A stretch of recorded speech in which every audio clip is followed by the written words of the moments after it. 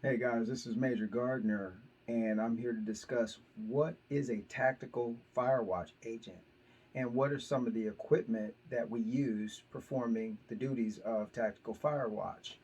So, I'm going to go over a few things with you guys just to inform you of how this all works. And if you've never heard of Firewatch, you may be surprised that this occupation exists. And if you've heard of it before, this will give it a little new twist to it because most Firewatch situations and agents, most Firewatch are performed by security personnel. Um, the difference between a certified Firewatch agent and, say, a standard security officer would be that Firewatch is specific to Firewatch. So, for example, if you're performing a Firewatch, you cannot also do security. NFPA guidelines, the National Fire Protection Agency, states, and most fire marshals also have something in their paperwork or their Firewatch log sheets that state that when you're performing Firewatch, you can only perform Firewatch. So you can't go jump in the pool and save someone's life. You can't go rescue the dog or the cat out of the tree. You can't perform security functions, or you're not supposed to, while you're performing Firewatch. The reason for this is because fires kill more people than shootings and lots of other incidences all over America and all over the world. Fire is one of the number one, actually, it's smoke that's one of the number one causes of death um, without the fire touching people. So, fires are very dangerous. They can activate with little or no indication, and then just a few minutes later turn into raging infernos, depending on the combustible materials that may be present in that area. So, fire safety is really, really, really a critical feature of just about every commercial facility in the United States. And what that means is that fire safety is held at a higher level, more so than actual security is, as far as personnel is concerned, because of the fact of how quickly fires can escalate and take lives. Just like I said, through smoke inhalation or different chemical components that may be present in the mixture, those things can kill people a lot quicker than the actual fire. So, Firewatch is a very important feature. It's mandatory. Listen to me again. It's a mandatory feature that Firewatch must be present when one, there's hot work being performed. Hot work is the situation when welders are welding large metal beams, maybe they're erecting a warehouse, whatever type of facility they're working on. When welding is going on, when there's hot work going on, by law, a Firewatch agent, a certified Firewatch agent, should be at that site checking that area for at least 30 minutes after all the welds have cooled to make sure that nothing can combust and no fires can um, uh, start themselves from the welded materials maybe breaking off, or there's different things that can just occur on job sites such as this. So Firewatch is a mandatory feature. Also, in apartment communities, senior care facilities, hospitals, factories that have, say, for example, large laundry facilities that clean thousands and thousands of pieces of garments for uh, companies all over America. They have these large laundry facilities that they have really high combustible levels when these big batches of, say, soiled uniforms from mechanic shops and all these other locations are all put together in these large baskets that they roll around, and then they get these things ready to be washed. Well, while these things are sitting in those baskets, they start building up heat. We actually have um, thermal devices and heat detection devices that can check the temperatures of those baskets while we're performing fire watch in those types of facilities. And if those uh, those temperatures get, in excessive levels, that means a fire is about to possibly combust, and then we're there to take action against that before it can, start to smolder and turn into, a catastrophe really quick. So Firewatch is mandatory in all of your commercial settings. There's anytime a fire sprinkler system or the fire panel, the fire alarm system, malfunctions or ceases to operate correctly while that business is in operation, a mandatory fire watch will be put in place by either the fire marshal or the facility themselves to decrease liability and to make sure that lives are safe at those facilities. Most companies will put themselves on fire watch just to make sure that when they leave for the evening, say 5 or 6 p.m., that there's someone there watching to make sure no fires or, situations can erupt based on fire. So, like I said, it isn't mandatory to have security at a lot of locations, but it is state law mandatory in every state that Firewatch be present.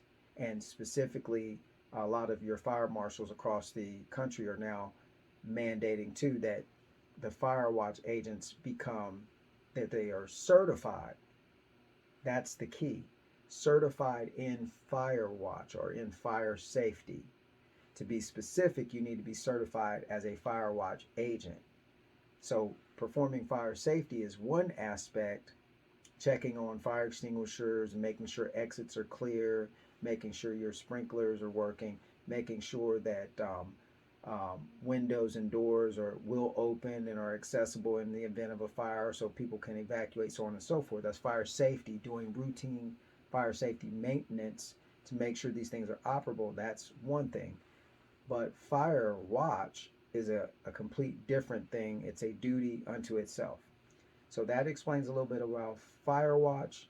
And then I'm going to go into now talking about, why does Major have on a bulletproof vest for a Firewatch video, the helmet, the lighting, and a duty belt that houses some equipment. And I'm going to go over some of these features of Firewatch, or how we do Firewatch from a tactical aspect. So from a tactical aspect, we all know the day and time we live in. If you don't, you've been living under a rock. So hopefully you're kind of aware of what's going on in America, around the world. Things are becoming more hostile. So for that reason, we can opt to, depending on the area that we're in, or the type of facility, or the conditions around that facility, whatever that the situation may be, we need to go prepared for what could be possible. So Firewatch can wear a bulletproof vest. There's nothing wrong with wearing a bulletproof vest as long as you can walk around and do your patrols in the heat or in the rain or so on and so forth with the vest on. Of course, the vest would protect you from, bullets, or depending on which level vest you have. If you got a level 3 vest, or if you got, for sure you don't want to be wearing a plate carrier doing Firewatch. It'll kill your back, kill your feet.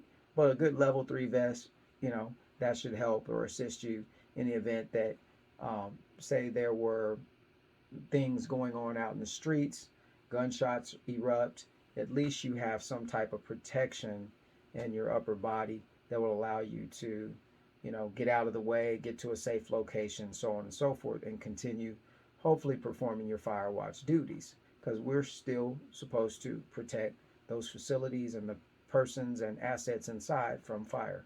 The vest also, if you have the MOLLE, webbing, you can put radio systems, flashlights, a water bottle holder. There's lots of things that you can apply to. One of the things I will tell you that you need to be fully aware of is that make sure whatever you do while performing Firewatch, you are highly visible as Firewatch. That's why we have these bright red and white patches that say Firewatch. Even though we have our company logo or badge here that tells you that we're U.S. Fire Agency, Incident Response Team, and so on and so forth, Firewatch, we still are highly visible at a distance front and back with our Firewatch patch. This way, no one can mistake us for security. No one can mistake us for a police officer or someone vandalizing anything because we're highly visible as Firewatch. Now, if you don't have access to a bulletproof vest, but you still need to be highly visible, we also highly recommend that you get some type of Firewatch vest that's highly visible. Okay, um, wearing a construction vest is okay, but then you blend in with construction crews and other types of crews that may be coming working on facilities. Firewatch really needs to stand alone as Firewatch. So our vests look like this. Our supervisors wear the vests that have the yellow, uh, fluorescent yellow, and the gray. And then on the back of the vest, there's a big Firewatch patch there, same colors. That way we're highly visible from a distance as Firewatch. The other thing that you can deploy to be highly noticeable are, reflective style, bright colored hats. Uh, we pick these up for certain instances. They actually go with the vest. So, those two colors together in a, say, apartment community or a location or senior care facility, you want to look more safety. You don't want to look aggressive and make people feel uncomfortable because that's not what you're there for. You're there to perform Firewatch. So wearing colors such as this always keep you visible. It also protects you from liability because you're identifying as Firewatch. That's it. If you look like a security officer while performing Firewatch, but you can't provide security functions, you may end up being liable for something that could happen on that site that people, perceived you as being security for the location. You may look like security and you may even have a security shirt on. We see a lot of companies that have Firewatch personnel dressed in security shirts and clothing. So what that does is makes you liable for security situations that you can't act towards. So, for example, say you're at an apartment complex and say, unfortunately, this happens a lot. Say a young lady gets attacked and something bad happens to her while she's there. She cries for help and screams and kicks and pulls and tries to get away, but she can't. And then, unfortunately, someone takes advantage of her at that location while you're performing Firewatch in a security shirt. Well, the location typically has cameras everywhere. Most of these locations nowadays have cameras everywhere. So, uh, her attorney is going to have a field day with the location, and the client that you're working for is going to have a field day with your company because you were there performing Firewatch, but you couldn't respond to the security situation, but you were dressed as security. So to all of the people watching, they had security present, but the security didn't do anything. You see where I'm going with this? So you always want to make sure you're highly visible as what your job, your scope of work is. Don't be somewhere looking like one thing while performing another task, is all I'm trying to say. So moving on, the tactical Firewatch gear. I'm going to go over some of this stuff with you just so you can kind of see what's going on. And then I'll kind of explain why we use it or why we have it. So we'll start at the top. We'll start with the hard hat. We use, as a supervisor or upper management personnel, we, would have on a white hat. All of our agents would have on a red hat as such. And it has reflective material everywhere. It's got the same light that I have. It has 2 or 3 settings. It has bright, it has dim, and then it has a strobe feature for safety if you need to be seen by your associates somewhere, you need some help. The hard hat works in situations where, of course, you've possibly doing Firewatch at a building that's already burnt, had a fire in it, and then you're having to still patrol to make sure that There's no smoldering aspects to the fire after the fire department leaves. We get called on those quite a bit. So a hard hat would be, no one's going to tell you this stuff. You need to have a hard hat when you're on any construction site. You need to have steel-toed boots. You need to be OSHA compliant. You need to have some type of safety glass on, and you're also going to probably need some type of puncture-proof gloves.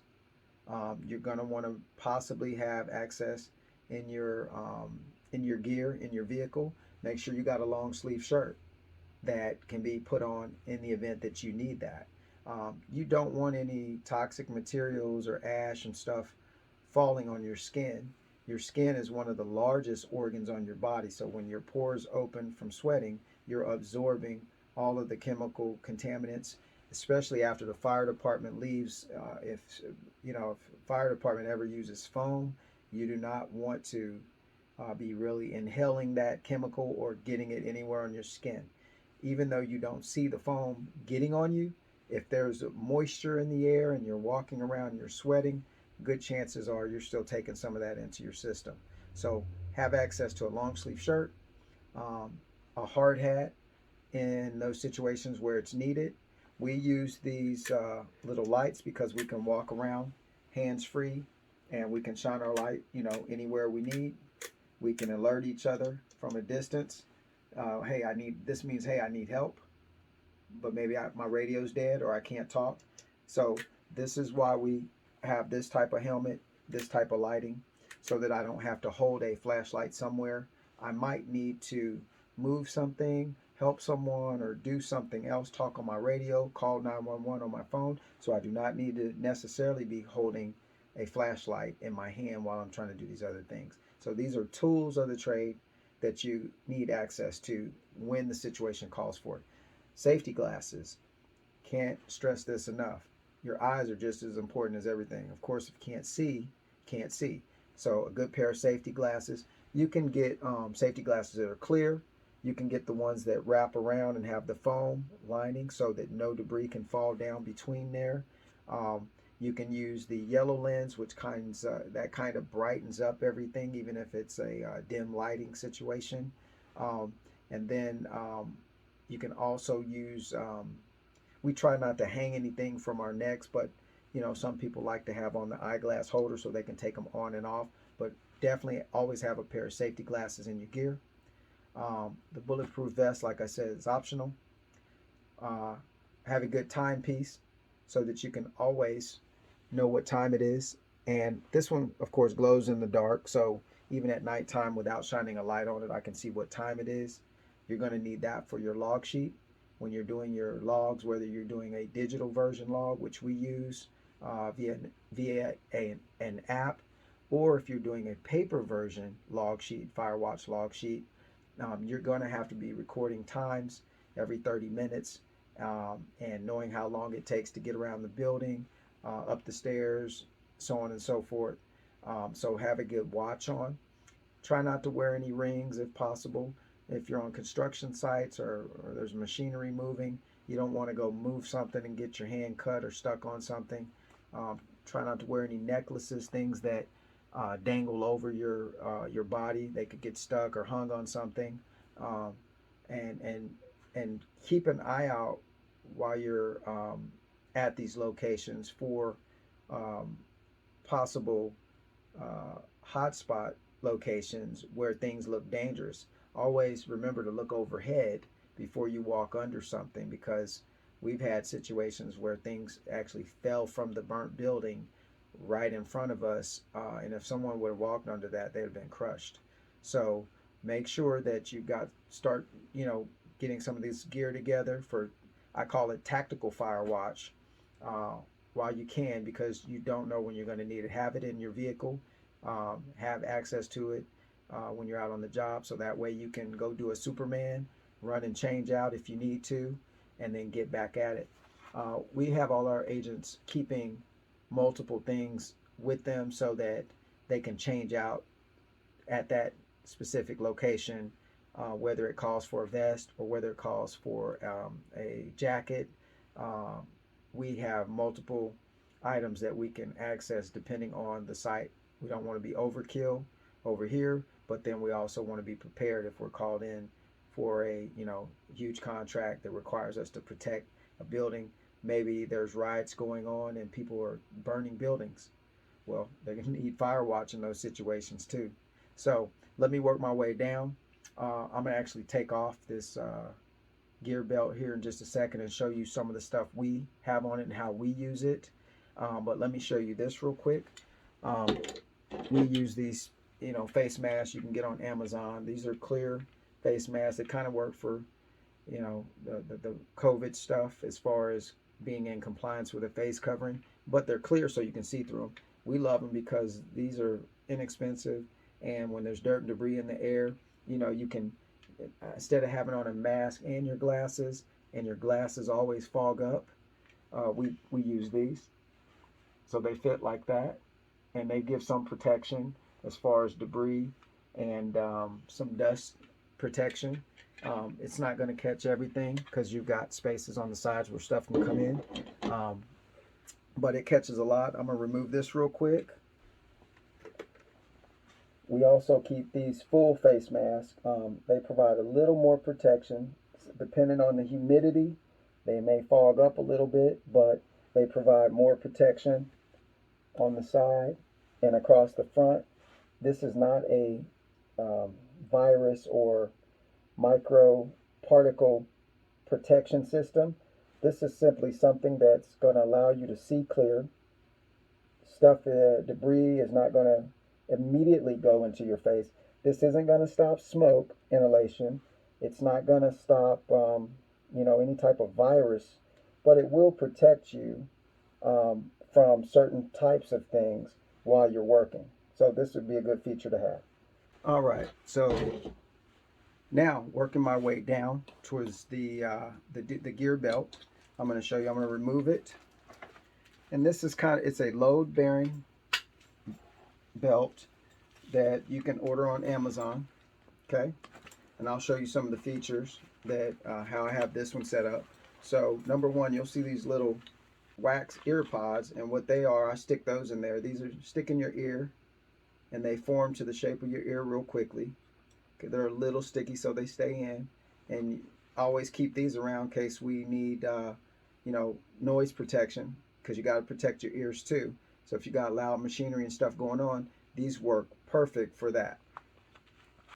This pouch can work for a water bottle, but we use them for our personal fire extinguisher canisters. So we buy this brand called Tundra, First Alert, and this can douse this little can put out a good sized fire. If you perform the treatment the way you're supposed to, starting at the base of the fire, this can really save lives, and it can save a facility very quickly. It's not going to put out a fire that's over your head, but this is going to be equivalent to a small fire extinguisher that you can carry in your pouch with you when you can't get to a fire extinguisher.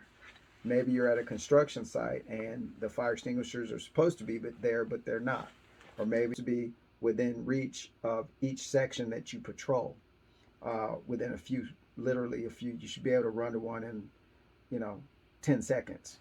But we keep these just in case we can't access those, or in case we can be quicker to stop something before it builds up. Here I've just got a knife, which of course knives are good for prying doors open. It's a short one. Knives are good for cutting through materials that may be blocking an entrance. There's lots of different uses, but we keep these on us so that we have access to some type of tool feature in case of an emergency. You just never know. Got my flashlight compartment, just a regular handheld flashlight.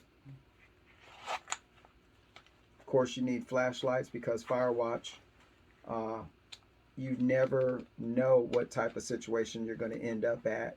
You might be at a facility that has the power out due to an accident or a fire or a power outage, and you need you need flashlights. You've got to have a quality flashlight and backup batteries, if not one or two. It's best to have two of each thing in your gear. So if you drop one and break it, or you lose it, or you loan it out and forget to get it back, this is what typically happens. You got a backup in your gear that you can go get and keep doing your protection services. Right here, I carry two different radios. This one is the 911 net radio, and they're online. I think it's 911net.com. What they have is we use them because they have a national dispatch system.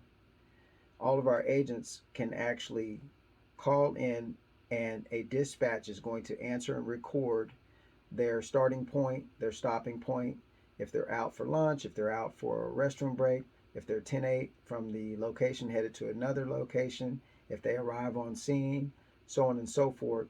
They actually have a dispatcher that's there 24 hours a day, 7 days a week, that takes our calls and routes us and records all of these things for liability purposes. And it also helps in the event of emergency, because anyone that's in your city, in your town, in your area that's on the system as well, security companies or so forth, you can call out for backup and help.